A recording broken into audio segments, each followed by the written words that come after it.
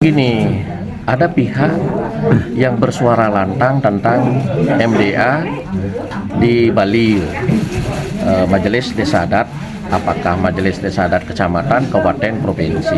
Jadi ada pihak yang bersuara lantang yang seolah-olah MDA itu tidak perlu ada. Persoalannya begini, kita tahu MDA itu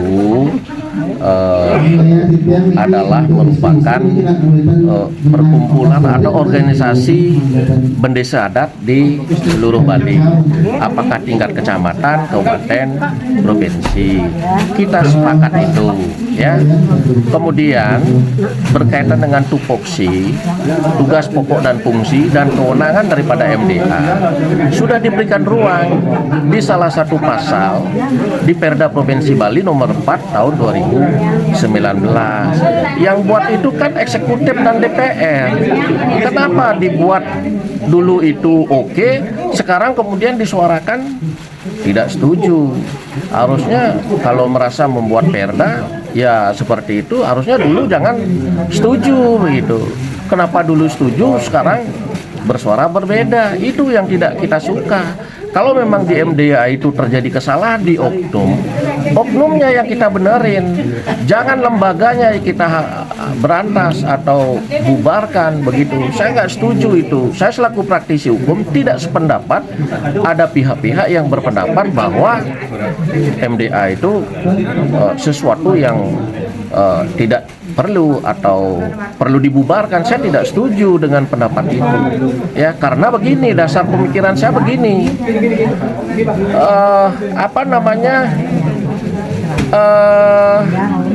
dasar pemikiran saya begini. Jadi hukum adat kita di Bali selalu berkembang seirama dengan perkembangan zaman. Kalau ternyata dulu tidak perlu adanya MDA, maka kan berarti tidak sama dengan kebutuhan sekarang. Kalau ternyata kita sekarang butuh, makanya terbentuknya MDA. Dan semua desa adat setuju dengan tupoksi itu, makanya tertuang di Perda begitu.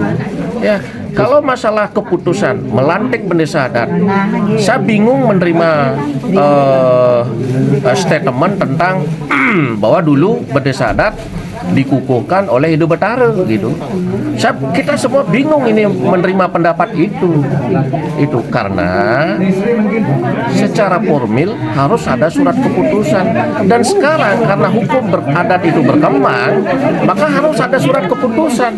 Kalau memang sepakat keputusan itu diberikan kepada majelis, ya salahnya di mana? Dan sudah didasari oleh Perda itu. Jadi baca di Perda 4 2019 bahwa Majelis Desa Adat diberikan tugas dan wewenang untuk menerbitkan keputusan. Nah, surat keputusan dari pengangkatan bendesa adat apakah bukan merupakan keputusan? Kan merupakan keputusan, berarti itu kewenangan dan para pihak sepakat. Begitu. Langkah-langkah ke depan yang harus dilakukan seperti apa? Ya, langkah-langkah ke depan adalah harus perlu diperbaiki SDM daripada pengurus MDA. Perlu jadi diberikan pemahaman yang sesuai dengan aturan gitu, supaya paham. Artinya sekarang ini kan banyak yang bersuara minor tentang MDA kan karena ada oknum-oknum yang melakukan tindakan-tindakan tidak sesuai dengan hukum gitu. Kalau memang demikian yang terjadi, harusnya dikoreksi oknumnya, diperbaiki, ditingkatkan SDM-nya, bukan lembaganya yang harus dibubarkan begitu. Itu yang terjadi.